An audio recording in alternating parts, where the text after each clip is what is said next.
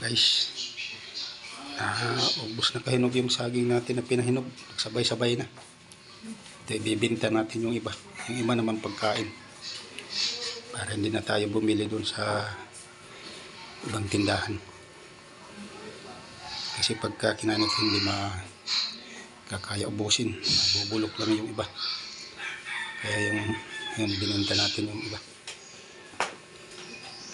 Sabay-sabay kasi mahinog. Sayang naman kung mabubulok lang. Hindi na natin kaya ubusin ito kagad. Ilan araw lang ito bulok na.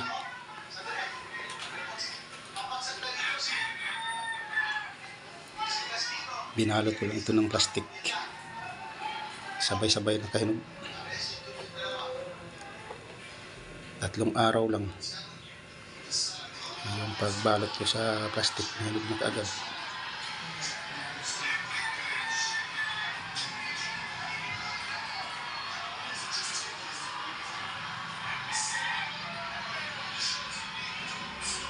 Sarap ito guys, matamis.